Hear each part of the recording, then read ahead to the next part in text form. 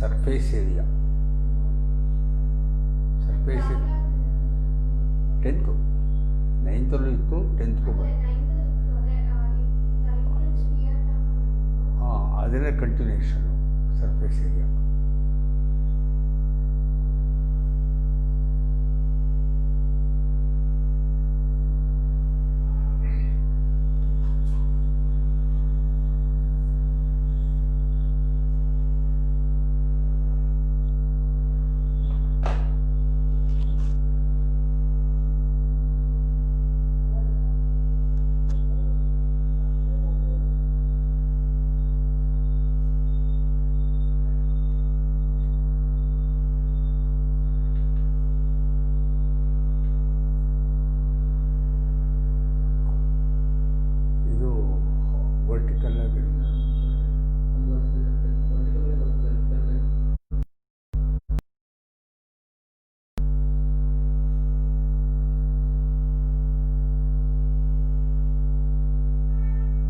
ನನ್ನ ಪ್ರೀತಿಯ ವಿದ್ಯಾರ್ಥಿನಿಯರೇ,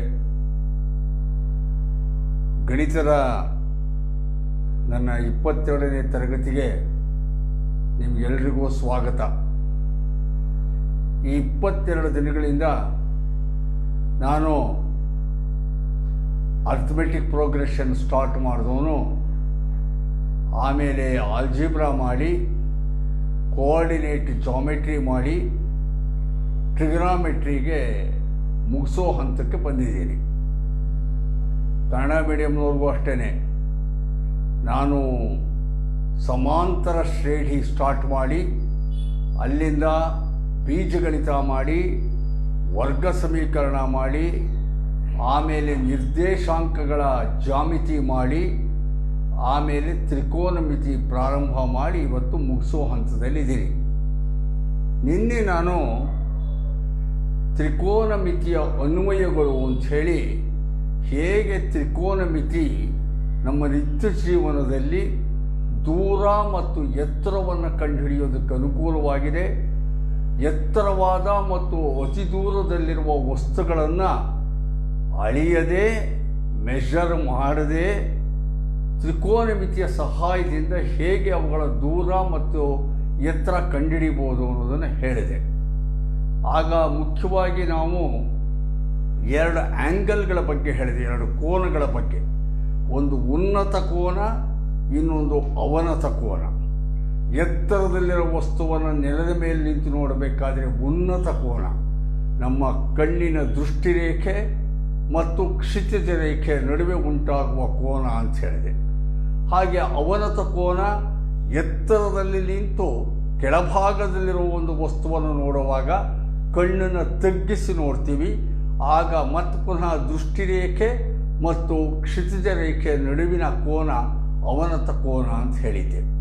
ಅದರ ಮೇಲೆ ಕೆಲವು ಲೆಕ್ಕನೂ ಕೂಡ ಮಾಡಿದ್ವಿ. Yesterday I told you the method of applying trigonometry in our everyday problem.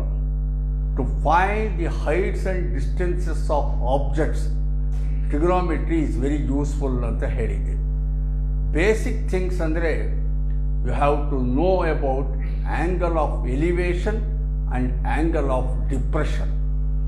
Angle of elevation, whenever standing on the ground level we view or see an object at height, then the angle of elevation is formed. Angle of elevation is nothing but the angle formed between the horizontal line and the line of sight. Similarly, standing at a height, point of height, looking at an object which is on the ground level, then angle of depression is formed. It is nothing but the angle between the again line of sight and the horizontal line. So ಇವಿಷ್ಟು ಜ್ಞಾಪ ಇಟ್ಕೊಂಡು yesterday we solved about 2 to 3 problems on these heights and distances. Let me solve some more problems today and thereby I am coming to conclusion. ಹಾಗಾಗಿ ಈಗ ಇದರ ಮೇಲೆ ಇನ್ನೊಂದಿಷ್ಟು ಲೆಕ್ಕಗಳು ಮಾಡೋಣ. ಬರ್ಕೊಳ್ಳಿ.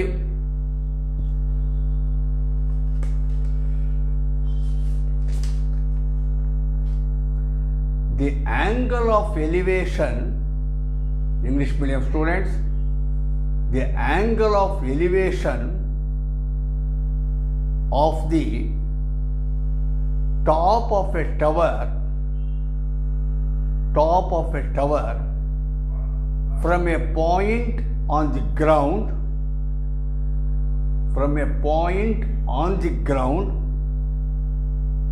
which is 30 meter 30 away from the foot of the tower is 30 degree. Find the height of the tower. Find the height of the tower. Kannada ಮೀಡಿಯಂನವರು ಒಂದು ಗೋಪುರದ ಪಾದದಿಂದ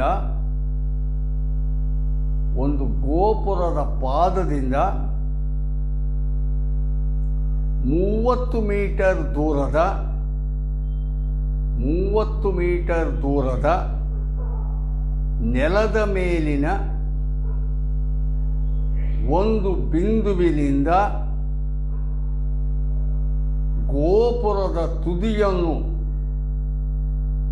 ನೋಡಿದಾಗ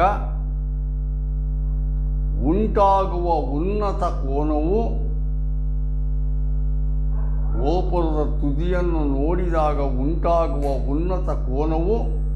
30 ಡಿಗ್ರಿ ಆಗಿದೆ. ಹಾಗಾದರೆ ಗೋಪುರದ ಎತ್ತರವನ್ನು ಕಂಡುಹಿಡಿಯಿರಿ.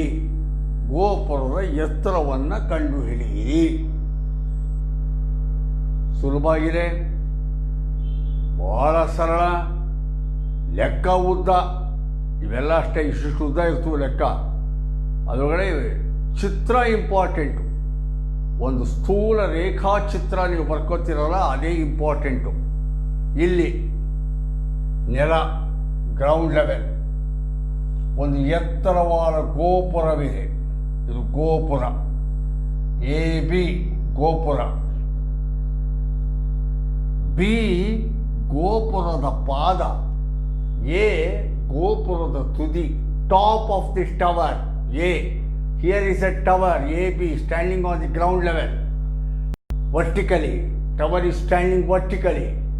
A is the top of the tower, B is the foot of the tower. ಅವನು ಹೇಳ್ತಾನೆ, there is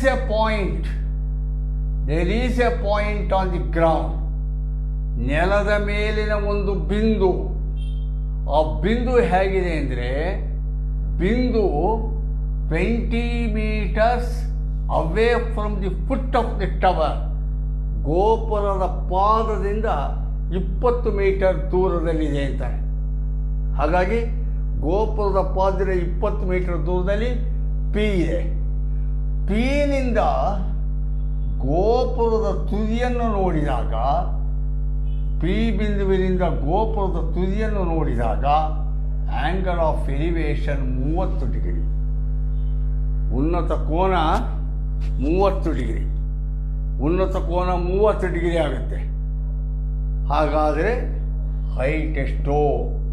AB ಕಂಡುಹಿಡಿಯಿರಿ. ಬಹಳ ಸುಲಭವಾಗಿದೆ. ಇಲ್ಲಿ ಸೈನ್ ಹಾಕ್ಕೋಬೇಕು, ಟ್ಯಾನ್ ಹಾಕ್ಕೋಬೇಕು ಅಂತ. ನಿನ್ನೆ ಕೆಲವು ಲೆಕ್ಕಕ್ಕೆ ಸೈನ್ ತೊಗೊಂಡೆ, ಕೆಲವಕ್ಕೆ ಟ್ಯಾನ್ ತೊಗೊಂಡೆ. ಅದು ನಿಮ್ಮ ಬುದ್ಧಿಶಕ್ತಿಯ ಮೇಲಿದೆ, ನೋಡ್ಕೋಬೇಕು. ಇಲ್ಲಿ ಅಡ್ಜಸೆಂಟ್ ಸೈಡ್ ಗೊತ್ತಿದೆ, 30 ಡಿಗ್ರಿಗೆ ಅಡ್ಜಸೆಂಟ್ ಸೈಡ್ BP ಗೊತ್ತಿದೆ. ಕಂಡುಹಿಡಿಬೇಕಾಗಿರೋದು ಆಪೋಸಿಟ್ಟು. ಅಲ್ಲಿಗೆ ಆಪೋಸಿಟ್ಟು ಅಡ್ಜಸೆಂಟು ಇದೆ ಅಂದರೆ ಟ್ಯಾನ್ ಈಸ್ ಸೂಟಬಲ್. ಟ್ಯಾನ್ ನಮಗೆ ಒಳ್ಳೆಯದಾಗುತ್ತೆ. ಹಾಗಾಗಿ ಇನ್ ಟ್ರ್ಯಾಂಗಲ್ ABP ತ್ರಿಭುಜದಲ್ಲಿ tan 30 is equal to tan 30 tan 30 opposite by adjacent side. ಟ್ಯಾನ್ಗೆ ಆಪೋಸಿಟ್ ಎದುರು ಬಾಹು ಡಿವೈಡೆಡ್ ಬೈ ಪಾರ್ಶ್ವಬಾಹು. ಎದುರು ಬಾಹು ಎ ಬಿ ಡಿವೈಡೆಡ್ ಬೈ ಪಾರ್ಶ್ವಬಾಹು B P. tan 30 is equal to AB by BP. tan 30 ಎಷ್ಟು? ಶ್ಲೋಕ 0.5 1 by root 2 root 3 by 2 1 sin cos.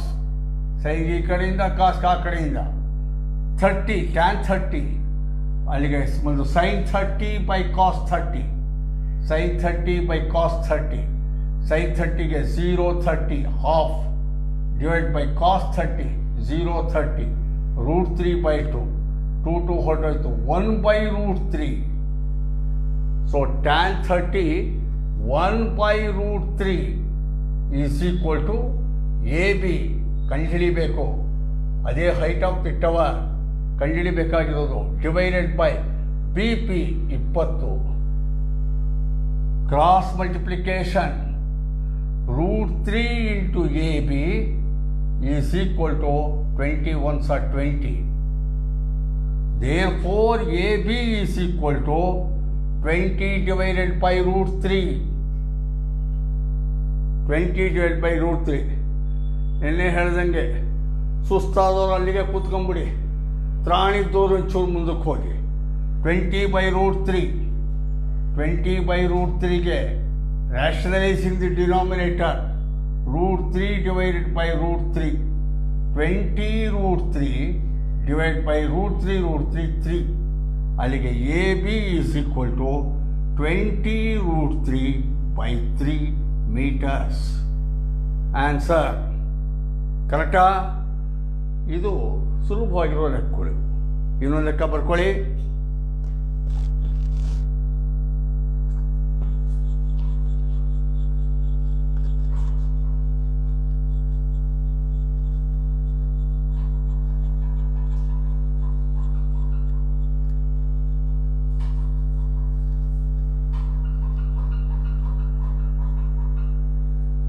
ಇನ್ನೊಂದು ಲೆಕ್ಕ.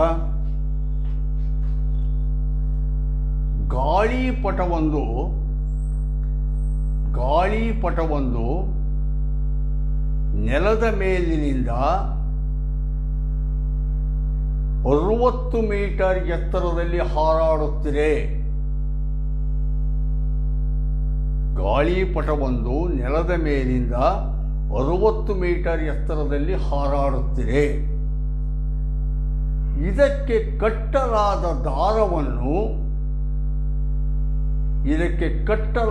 ದಾರವನ್ನು ತಾತ್ಕಾಲಿಕವಾಗಿ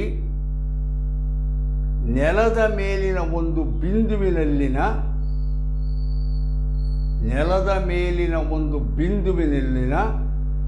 ಗೂಟಕ್ಕೆ ಕಟ್ಟಿದೆ.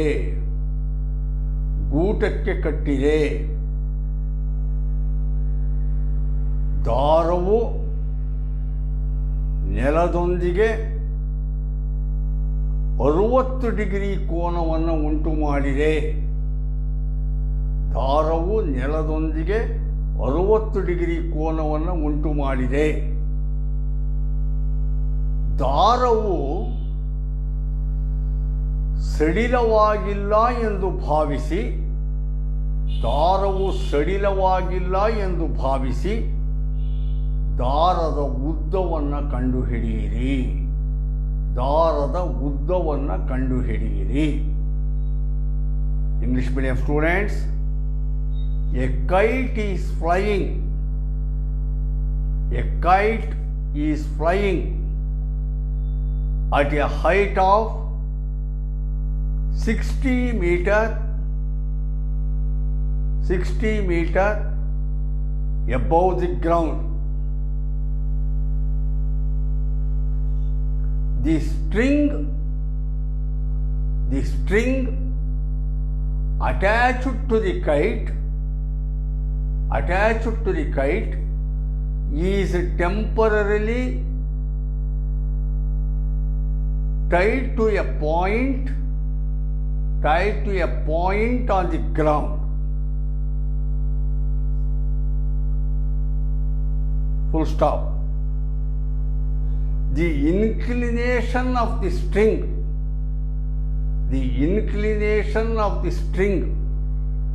with the ground is 60 degree. Find the length of the string.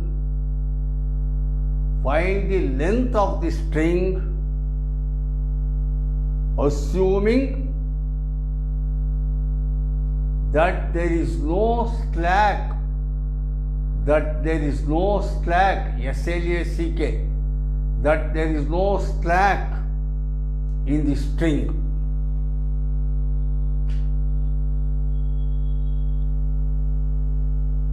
ಮಾಡೋಣ. ಇಲ್ಲಿ ನೋಡಿ, kite is flying at a height of 60 meters above the ground. ಗಾಳಿಪಟ ನೆಲದ ಮೇಲಿಂದ 60 ಮೀಟರ್ ಎತ್ತರದಲ್ಲಿ ಹಾರಾಡುತ್ತಿದೆ. ಇದು ಗ್ರೌಂಡ್ ಲೆವೆಲ್. ಇದು ಗಾಳಿಪಟ ಹಾರಾಡ್ತಾ ಇರೋದು. Here is the kite. ಇದು ಕೈಟ್, ಗಾಳಿಪಟ. ಅದಕ್ಕೆ ಕೆ ಅಂತ ಬರ್ಕತ್ತೀನಿ, ಕೈಟ್ ಅಂತ ಗೊತ್ತಾಗಲಿ. ಇದಕ್ಕೆ ಕೈಟ್ ಎಷ್ಟಡಿ ಅಂತ ಇದಕ್ಕೆ ಪಾಯಿಂಟ್ಗೆ ಎ ಅಂತೀರಿ. Ground level point. ಇದು 60 ಮೀಟರ್, 60 ಮೀಟರ್. ಆಮೇಲೆ ಈ ಗಾಳಿಪಟದ ದಾರವನ್ನು, ಇಲ್ಲೊಂದು ದಾರ ಇದೆ ಗಾಳಿಪಟಕ್ಕೆ, ಆ ದಾರನ ಎಳ್ಕೊಂಡು ಬಂದು ನೆಲದ ಮೇಲಿನ ಒಂದು ಬಿಂದುವಿನ ಗೂಟಕ್ಕೆ ಕಟ್ಟಲಾಗಿದೆ. ಇದು ನೆಲದ ಮೇಲೆ ಒಂದು ಬಿಂದು ಇದೆ, ಪಾಯಿಂಟ್ ಪಿ. ಇದಕ್ಕೊಂದು ಮೊಳೆ ಹೊಡೆದು ಈ ಗಾಳಿಪಟ ದಾರ ತಗೊಂಬಂದು ಆ ಗೂಟಕ್ಕೆ ಕಟ್ಟಿದೆ. ಸೊ ಕೆ ಪಿ ದಾರ, ಸ್ಟ್ರಿಂಗ್. ಇದು ದಾರ. ಕರೆಕ್ಟಾ? ಈಗ ದಾರವು ನೆಲದ ಮೇಲಿನ ಬಿಂದುವಿನೊಂದಿಗೆ 60 ಡಿಗ್ರಿ ಕೋನ, ಎಷ್ಟು ಡಿಗ್ರಿ? 60 ಡಿಗ್ರಿ ಕೋನವನ್ನು ಉಂಟು ಮಾಡಿ. String inclination has made an inclination of 60 degree with the ground point. ದಾರವು ಸಡಿಲವಾಗಿಲ್ಲ ಎಂದು ಭಾವಿಸಿ ಅಂತಾನೆ. ಯಾಕಾಗಿ ಹೇಳಿದಾನೆ ಅಂದರೆ, ದಾರ ಸಡ್ಲಾಗಿದ್ದರೆ, ಇಲ್ಲಿ ಸುಕ್ಕಾಗಿದ್ದರೆ, ಸುಳಿ ಸುತ್ಕೊಂಡಿದ್ರೆ ಆಗ ಇದು ಸ್ಟ್ರೈಟ್ ಲೈನ್ ಆಗಲ್ಲ. ಸ್ಟ್ರೈಟ್ ಲೈನ್ ಆಗಿದ್ದರೆ, ಆಗಿಲ್ದಲೇ ಇದ್ದರೆ ನಮ್ಮ right angle triangle formula use ಮಾಡೋಕ್ಕಾಗಲ್ಲ. ಅದರಿಂದ ಅವನು ಹೇಳ್ತಾನೆ, ಇದನ್ನು ಬಿಗಿಯಾಗಿ ಎಳೆದು ಕಟ್ಟಿದ್ದೀವಿ, ದಾರ ಸ್ಟ್ರೈಟ್ ಆಗಿದೆ, ಅಲ್ಲಿ ಸುಕ್ಕು ಪಕ್ಕು ಸುರುಳಿ ಪಳ್ಳಿ ಸುತ್ಕೊಂಡಿಲ್ಲ ಅಂತ ಹೇಳ್ತೀಯಾನೆ. ನಮ್ಮ ತಲೆಗೆ ಅದು ಸ್ಟ್ರೈಟ್ ಆಗಿದೆ ಅನ್ನೋ ಕಲ್ಪನೆ ಬರಲಿ ಅನ್ನೋಕ್ಕೆ, assuming that there is no slack. ಮುಗಿದೋಯ್ತು. ಈ ಚಿತ್ರ ಬಂದ ತಕ್ಷಣ ಲೆಕ್ಕ ಸಿಕ್ಕುತ್ತೆ. ಈಗ ಕಂಡುಹಿಡಿಬೇಕಾಗಿರೋದು ನಾವು ಕೆ ಪಿನ, ದಾರದ ಉದ್ದ ಕೆ ಪಿ. ಇಲ್ಲಿ ಟ್ಯಾನ್ಗಿಂತ ನಮಗೆ ವಿಕರ್ಣ ಬೇಕಾಗಿರೋದು ಕೆ ಪಿ. ವಿಕರ್ಣ ಬೇಕಾಗಿರೋದ್ರಿಂದ ಹಾಗಾಗಿ ನಾವೀಗ sin 60 in triangle K A P ತ್ರಿಭುಜದಲ್ಲಿ sin 60 is equal to opposite side KA divided by hypotenuse KP, KA divided by KP. sin 60 0 half 1 by root 2 root 3 by 2 1. ನೋಡಿ ಶ್ಲೋಕ ಎಷ್ಟು ಉಪಯೋಗ ಆಗ್ತಿದೆ ರೀ. ಮರ್ತು ಬಿಟ್ರೆ ನೀವು ಪುಣ್ಯಾತ್ಮರು, ನಾನು ಹೇಳ್ಕೊಟ್ಟಿದ್ದೆಲ್ಲ ಅರ್ಥ ಆಗ್ಬಿಡುತ್ತೆ. ಎಂಥ ಶ್ಲೋಕ ಹೇಳ್ಕೊಟ್ಟಿದ್ದೀನಿ ನೋಡಿ. 0 half 1 by root 2 root 3 by 2 1. ಸೈನ್ಗೆ 0, 30, 45, 60, root 3 by 2 is equal to KA 60 divided by KP ಕಂಡುಹಿಡಿಬೇಕು ದಾರದ ಉದ್ದ.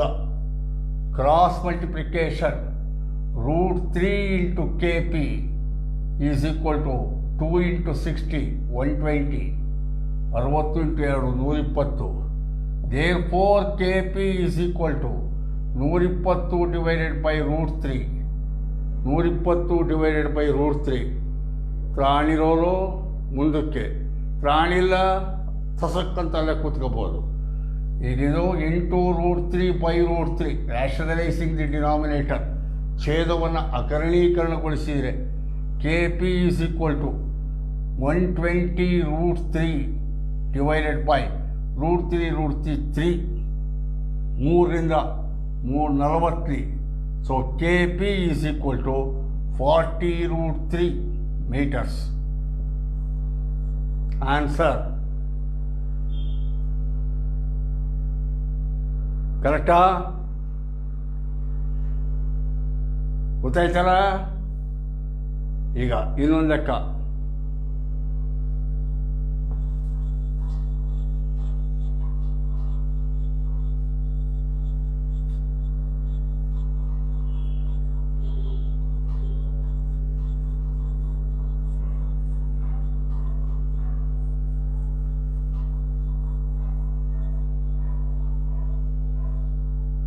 ಇನ್ನೊಂದು ಲೆಕ್ಕ. 1.5 ಮೀಟರ್ ಎತ್ತರದ 1.5 ಮೀಟರ್ ಎತ್ತರದ ಹುಡುಗನೊಬ್ಬ 1.5 ಮೀಟರ್ ಎತ್ತರದ ಹುಡುಗನೊಬ್ಬ 30 ಮೀಟರ್ ಎತ್ತರದ 30 ಮೀಟರ್ ಎತ್ತರದ ಕಟ್ಟಡದಿಂದ ಸ್ವಲ್ಪ ದೂರದಲ್ಲಿ ನಿಂತಿದ್ದಾನೆ.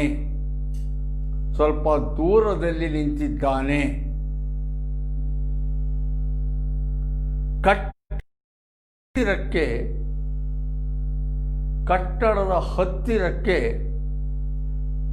ನಡೆದು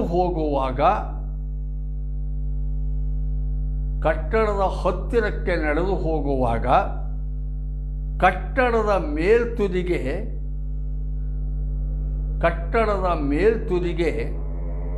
ಅವನ ಕಣ್ಣಿನಿಂದ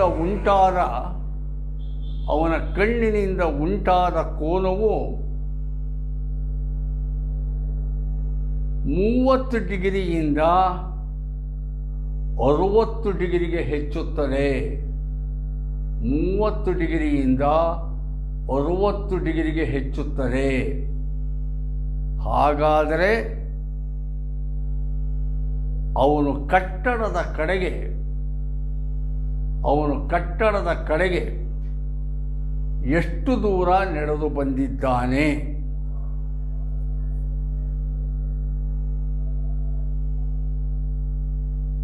English medium students, a 1.5 meter tall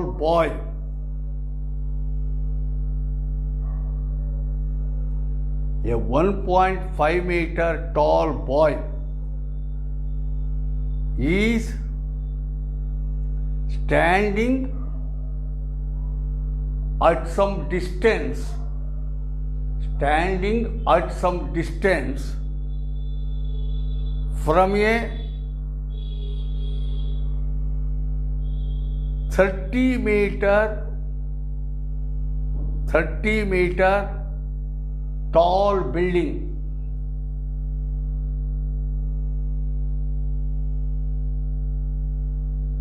The angle of elevation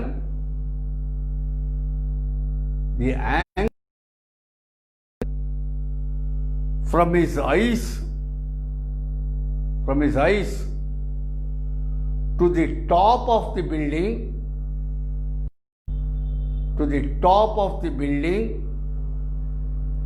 increases from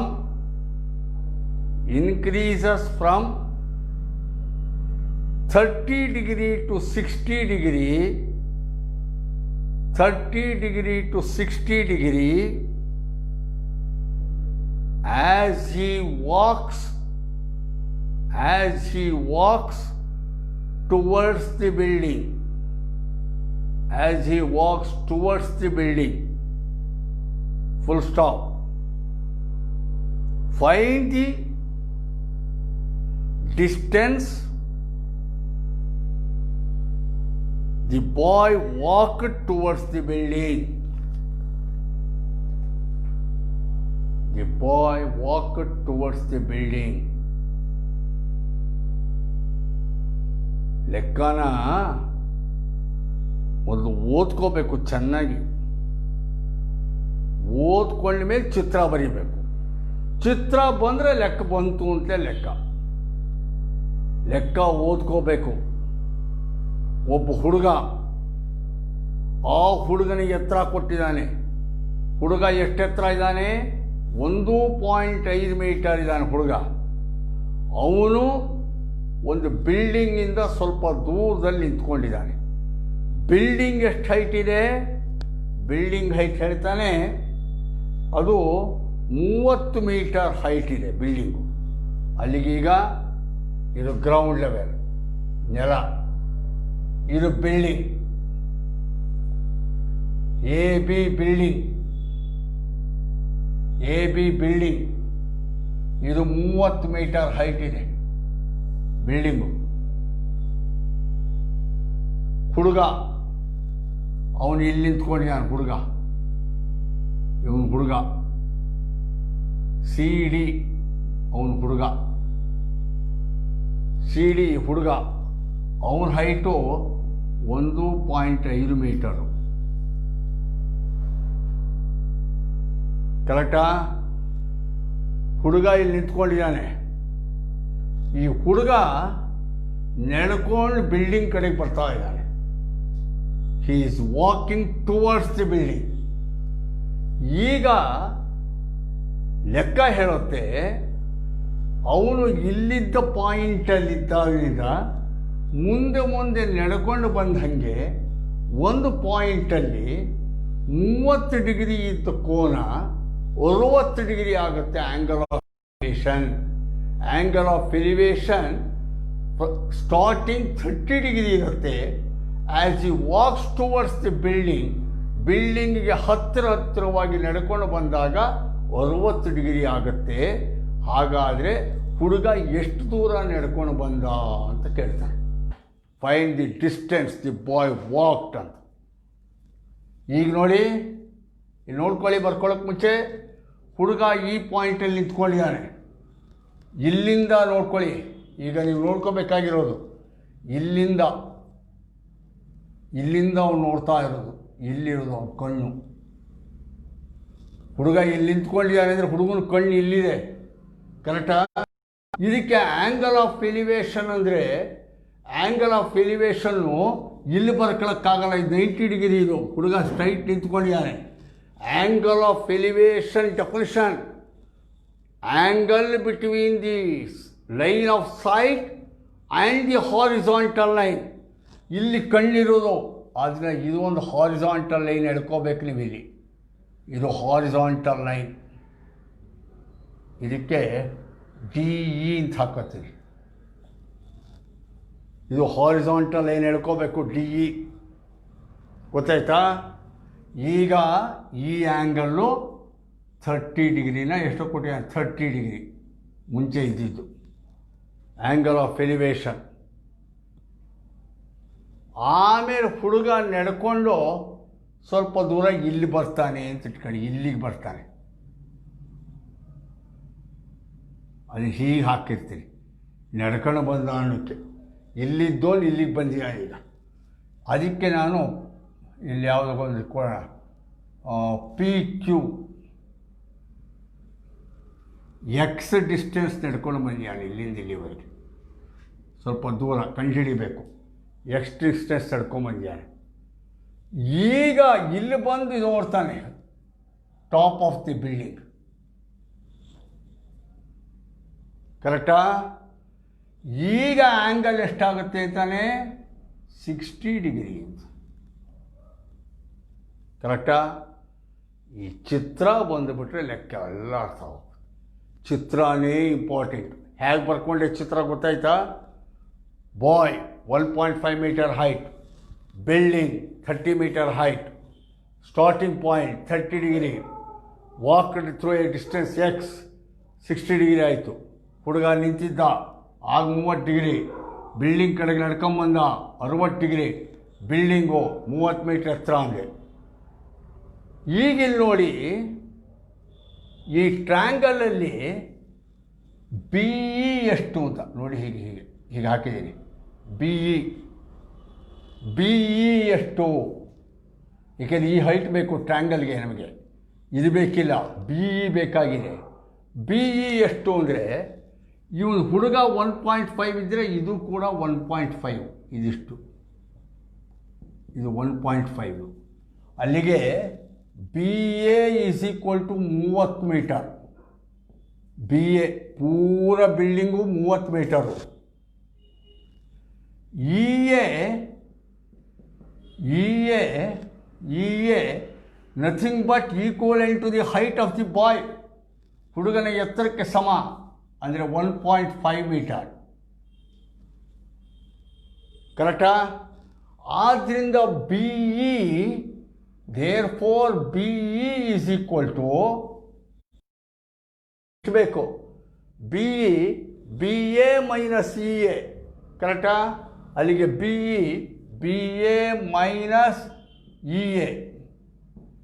ಅಲ್ಲಿಗೆ B E is equal to B A 30 minus E A 1.5. ಅಲ್ಲಿಗೆ B E is equal to 30ರಲ್ಲಿ 1.5 ಕಳಿತೀರಿ. 30ರಲ್ಲಿ 1.5 ಕಳೆದ್ರೆ 30, 1.5, 10ರಲ್ಲಿ ಕಳೆದ್ರೆ 5, 9ರಲ್ಲಿ ಕಳೆದ್ರೆ 28.5 ಮೀಟರ್.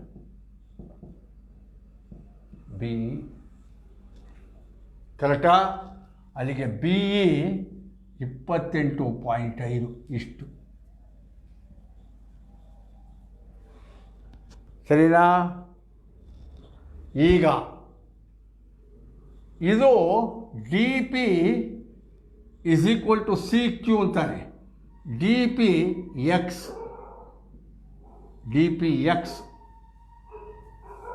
ಕರೆಕ್ಟಾ? ಈಗ ಇದು ಡಿ ಪಿ ಇಷ್ಟು ಮಾತ್ರ ತೊಗೊಂಡಿದ್ದೀನಿ, ಎಕ್ಸು. ಸರಿ ತಾನೆ? ಈಗ ಟ್ರ್ಯಾಂಗಲ್ ತೊಗೊಳ್ಳೀಗ. ಇನ್ ಟ್ರ್ಯಾಂಗಲ್ ಯಾವ ತೊಗೊಳ್ಳೋಣ ಈಗ? ಯಾವ ಟ್ರ್ಯಾಂಗಲ್ ಬೇಕಾದ್ರೂ ತೊಗೋಬೋದು. ಬಿ ಡಿ ಇ ಬೇಕಾದ್ರೂ ತೊಗೋಬೋದು, ಬಿ ಪಿ ಇ ಬೇಕಾದ್ರೂ ತೊಗೋಬೋದು. In triangle B P E ತೊಗೋತೀನಿ. ಬಿ ಪಿ ಇ ಕರೆಕ್ಟಾ? ಬಿ ಪಿ ಇ ತೊಗೊಂಡ್ರೆ ನೋಡ್ಕೊಳ್ಳಿ, ಬಿ ಪಿ ಇ ತೊಗೊಂಡಿದ್ದೀನಿ. ಇಲ್ಲಿ ಈ ಬಿ ಇ ಗೊತ್ತಿರ 28.5, ಈ ಪಿ ಇ ಕಂಡುಹಿಡ್ಕೋಬೋದು ನಾವು ಈ ಟ್ರ್ಯಾಂಗಲಲ್ಲಿ. ಕರೆಕ್ಟಾ? ಪಿ ಇ ಬರೋದು ಅಂದರೆ 60 ಡಿಗ್ರಿಗೆ ಪಿ ಇ ಅಡ್ಜಸೆಂಟ್ ಸೈಡ್, ಪಾರ್ಶ್ವಬಾಹು ಆಗುತ್ತೆ. ಪಾರ್ಶ್ವಬಾಹು ಆಗೋದ್ರಿಂದ ನಾವು ಯಾವ್ದು ತೊಗೋಬೋದು? ಅದಕ್ಕೆ ಕಾಸ್ ತೊಗೊಂಡ್ರೆ ಒಳ್ಳೆಯದಾಗುತ್ತೆ. ಆವಾಗ cos 60 is equal to cos 60 adjacent side P E, sin 60 ತೊಗೋಬೇಕು, ಆಪೋಸಿಟ್ ಕೊಡ್ತೀನಿ. ಕರೆಕ್ಟಾಗಿ ಟ್ಯಾನ್ ತೊಗೋಬೇಕು. ಸಾರಿ ಮತ್ತೆ, ಇದು ಗೊತ್ತಿರೋ ನಮಗೆ ಆಪೋಸಿಟ್ ಅಡ್ಜಸೆಂಟ್ ಬೇಕಾಗಿದೆ. ಆಪೋಸಿಟ್ ಅಡ್ಜಸೆಂಟ್ ಆದ್ದರಿಂದ ಟ್ಯಾನೇ ತೊಗೋಬೇಕು. tan 60 is equal to, correct ನೋಡಿ, ನಾನು ಮರ್ತ್ಬಿಟ್ಟೆ. ಇಲ್ಲಿ ಕೊಟ್ಟಿರೋದು ಎದುರು ಬಾಹು, ಬೇಕಾಗಿರೋದು ಪಾರ್ಶ್ವ. ಎದುರು ಪಾರ್ಶ್ವ ಅಂದರೆ tan, opposite adjacent tan. tan 60 is equal to opposite side ಅಂದರೆ 28.5 divided by P E divide by P E ಅಥವಾ tan 60 tan 60 tan 60ಗೆ ಮತ್ತೆ ಶ್ಲೋಕ 0 1 by root 2 root 3 by 2 1 0 1 by root 2 root 3 by 2 1 ಸೈನ್ಗೆ sin 60 sin 0 sin 30 sin 45 sin 60 root 3 by 2 divided by cos 60 0 30 45 60 half ಅಲ್ಲಿಗೆ tan 60 ಅಂದರೆ √3 is equal to 28.5 divided by PE ಅಥವಾ √3 into PE is equal to 28.5. Therefore, PE is equal to 28.5 divided by √3.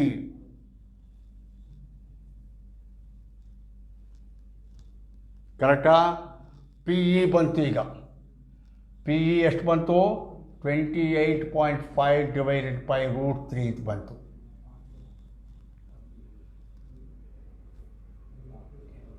ಈಗ ನಾವು ಕಂಡುಹಿಡಿಯಬೇಕಾಗಿರೋದು x. ಅದಕ್ಕೆ ಇನ್ನೊಂದು triangle ಇದೆ, B D E. ಇದು ತಗೋತೀವಿ. In triangle B D E ತ್ರಿಭುಜದಲ್ಲಿ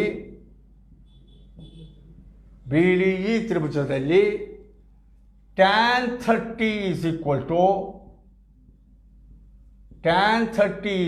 to opposite side 28.5 divided by ಇಲ್ಲಿ adjacent side ಅಂದರೆ ಫುಲ್ ಬರುತ್ತೀನಿ. ಕರೆಕ್ಟಾ? ಅಡ್ಜಸೆಂಟ್ ಸೈಡ್ ಅಂದರೆ x plus 28.5 divided by √3. ತಪ್ಪಸನೇನೋ? tan 30 ಅಂದರೆ ಎಷ್ಟು? tan 30ಗೆ 0 30 half divide by 0 30 √3 by 2 ಅಲ್ಲಿಗೆ ಅದು 1 by √3. tan 30 1 by √3 is equal to 28.5 over simplification ಮಾಡ್ತೀವಿ. Simplification √3 LCM whole over X √3 plus 28.5. ಕರೆಕ್ಟಾ? ಅಥವಾ √3 ಮೇಲಕ್ಕೆ ಹೋದರೆ 1 by √3 is equal to 28.5 √3 over X √3 plus 28.5. Cross multiplication ಮಾಡ್ತೀರಿ. ಎಕ್ಸ್ √3 ಇದು ಬರಿತಾ ಇದ್ದೀರಿ. X √3 plus 28.5 is equal to 28.5 √3 into √3 1 ಅಲ್ಲಿಗಿದು 28.5 ಇಂಟು 3 ಅಲ್ಲಿಗೆ x √3 is equal plus 28.5 is equal to 3 15 3 8 24 1 25 2 3 6 8 ಎಷ್ಟು ಬರುತ್ತೆ? 3 5 15 5 1 3 8 ಸಾರಿ ಕರೆಕ್ಟಾ? 3 5 15 5 1 3 8 24 1 25 5 2 3 6 8 85.5 ಅಥವಾ x √3 is equal to 85.5 minus 28.5. 85.5 minus 28.5. X √3 is equal to 85.5. ಅದರಲ್ಲಿ 28.5 ಕಳೆದ್ರೆ 5ರಲ್ಲಿ ಕಳೆದ್ರೆ 0, 15ರಲ್ಲಿ 8 ಕಳೆದ್ರೆ 7, ಆಮೇಲೆ 7ರಲ್ಲಿ 2 ಕಳೆದ್ರೆ 5, 57. ಕರೆಕ್ಟಾ? 57. ಅಲ್ಲಿಗೆ therefore x is equal to 57 by √3. Answer 57/√3 ಬರ್ಕೊಳ್ಳಿ.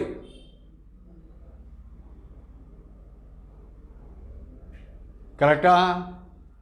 ಈಗ 57/√3 ಮತ್ತು ಹಾಗೆ ಮಾಡಿಕೊಂಡ್ರೆ 57/√3 ಇಂಟು √3/√3 ಅಲ್ಲಿಗೆ 57√3/3 ಬೇಕಾದ್ರೆ ಭಾಗಿಸ್ಕೋಬೋದು. 3 1 3, 3 9 27, 19 3 57. ಅಲ್ಲಿಗೆ x = 19√3. ಎಷ್ಟು ದೂರ ನಡೆದಿಯಾನವನು? 19√3. ಕರೆಕ್ಟಾ? ಲೆಕ್ಕ ಸ್ವಲ್ಪ ಲೆಂತಿ ಇದೆ. ಹೇಗೆ ಮಾಡಿದೆ ಗೊತ್ತಾಯ್ತಲ್ಲ? ನೋಡಿ, ಇಲ್ಲಿ 30 ಮೀಟರ್ ಹೈಟು, 1.5 ಕಳ್ಕೊಂಡೆ, 28.5 ತೊಗೊಂಡೆ, 30 ತೊಗೊಂಡೆ, ಈ ಡಿಸ್ಟೆನ್ಸ್ ಎಕ್ಸ್ ಅಂದ್ಕೊಂಡೆ. ಇದಕ್ಕೆ ನಾನು tan 60 ಫಾರ್ಮುಲಾ ಹಾಕ್ಕೊಂಡೆ, ಆಪೋಸಿಟ್ ಬೈ ಅಡ್ಜಸೆಂಟ್ ಅಂತ ಮಾಡಿದೆ. ಕರೆಕ್ಟಾ? ಸರಿನಾ? ಇನ್ನೊಂದು ಲೆಕ್ಕ ಬರ್ಕೊಳ್ಳಿ.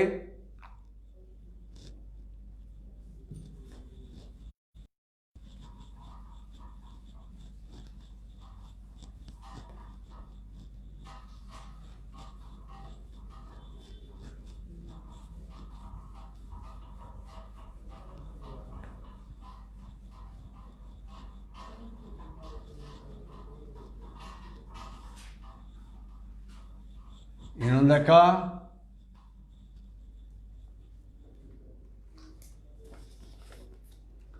Find a point on the ground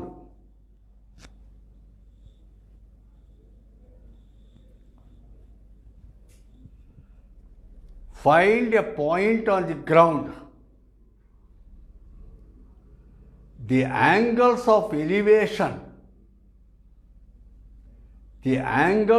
elevation of the bottom and top of a transmission tower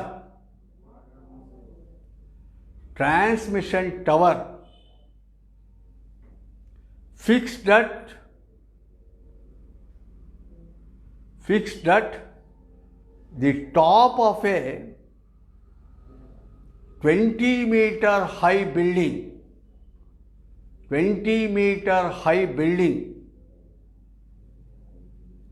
or 45 degree and 60 degree 45 degree and 60 degree respectively.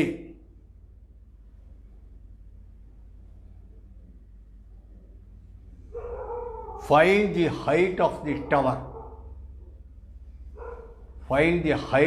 tower. Kannada ಮೀಡಿಯಂನವರು 20 ಮೀಟರ್ ಎತ್ತರದ ಕಟ್ಟಡವೊಂದರ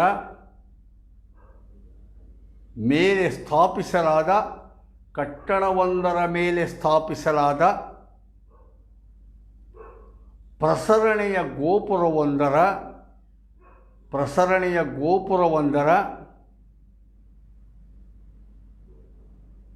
ಮೇಲ್ತುದಿ ಮತ್ತು ಪಾದಗಳ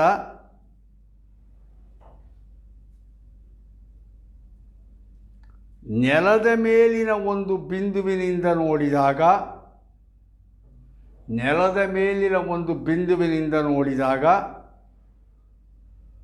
ಉನ್ನತ ಕೋನಗಳು ಕ್ರಮವಾಗಿ 60 ಡಿಗ್ರಿ ಮತ್ತು 45 ಡಿಗ್ರಿ ಇದೆ. ಪ್ರಸರಣೆಯ ಗೋಪುರದ ಎತ್ತರವನ್ನು ಕಂಡುಹಿಡಿಯಿರಿ.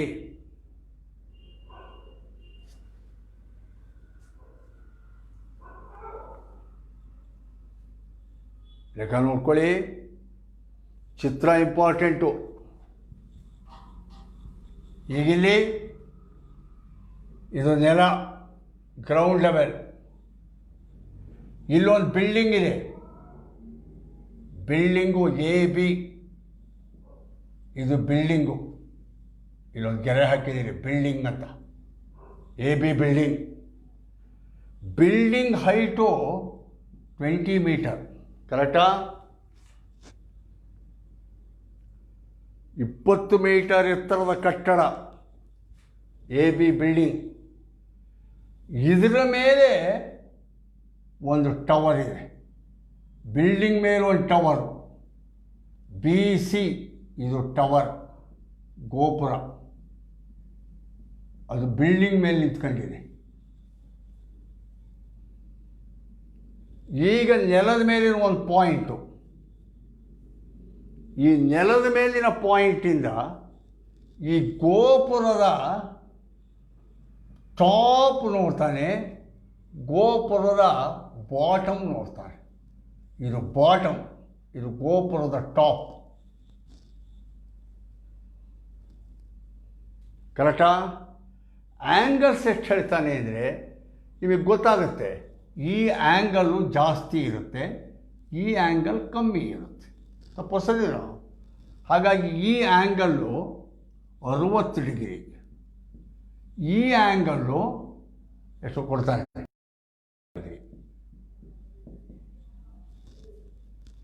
ಅವನು ಕೇಳ್ತಿರೋದು find the height of the tower, X ಅಂತ ಕಾಣಿದ್ರೆ, find the height of the tower, ಕರೆಕ್ಟಾ? ಚಿತ್ರ ಬಂದುಬಿಟ್ರೆ ಲೆಕ್ಕ ಬಂದಂಗೆ ಲೆಕ್ಕ.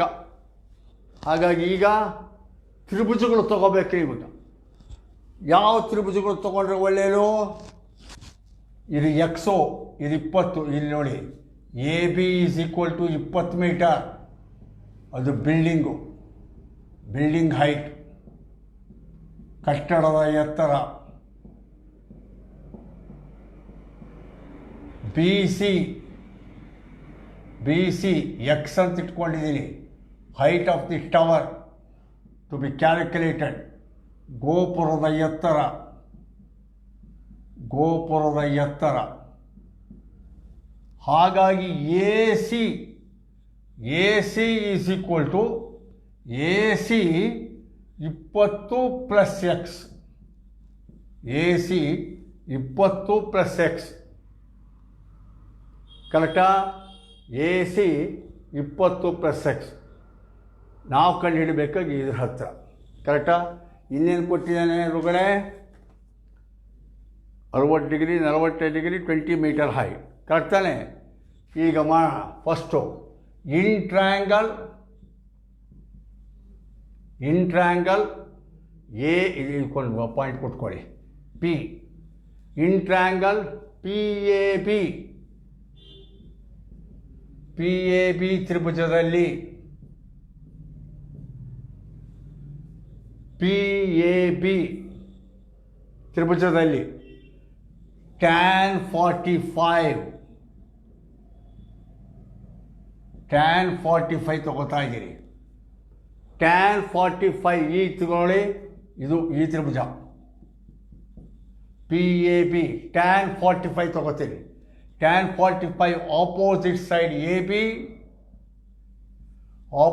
Side AB divide by adjacent side PA. Opposite side AB, adjacent side PA. tan 45 ಬೈಯಾಟ್ ಹೊಡ್ಕೊಂಡ್ಬಿಡ್ಬೋದು. 1 ಯಾವಾಗಲೂ 0, 30, 45 ಮಧ್ಯಕ್ಕೆ ಬರುತ್ತೆ. ಆ ಕಡೆಯಿಂದಲೂ 0, 30, 45 ಮಧ್ಯಕ್ಕೆ ಬರುತ್ತೆ. ಎರಡು ಕ್ಯಾನ್ಸಲ್ ಆಗಿ 1. tan 45 1 is equal to AB 20 divided by PA. Therefore, cross multiplication PA is equal to 20. PA ಕೂಡ 20 ಮೀಟರ್, PA 20 ಮೀಟರ್, ಕರೆಕ್ಟ್? ಈಗ ಇನ್ನೊಂದು ಟ್ರ್ಯಾಂಗಲ್ ತಗೋತೀನಿ, ದೊಡ್ಡ ಟ್ರ್ಯಾಂಗಲ್ PAC, ದೊಡ್ಡ ಟ್ರ್ಯಾಂಗಲ್ PAC. ಇನ್ ಟ್ರ್ಯಾಂಗಲ್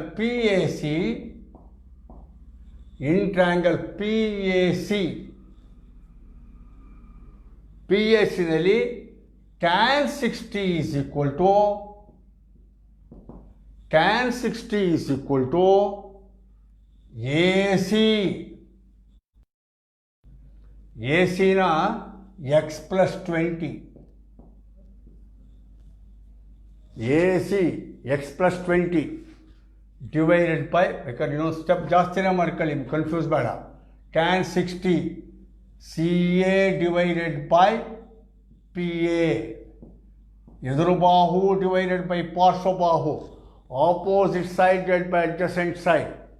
ಈಗ tan 60 is equal to tan 60 ಹಾಕ್ಕೊಳ್ಳಿ, 0 half 1 by root 2 root 3 by 2 1 0 30 45 60 root 3 by 2 0 30 45 60 half, ಅಲ್ಲಿಗೆ 2 get cancelled, root 3 tan 60 root 3 is equal to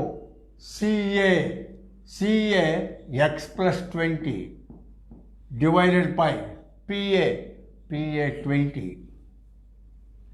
Cross multiplication, x plus 20 is equal to 20 root 3. Correct? X plus 20 is equal to 20 root 3. X is equal to 20 root 3 minus 20.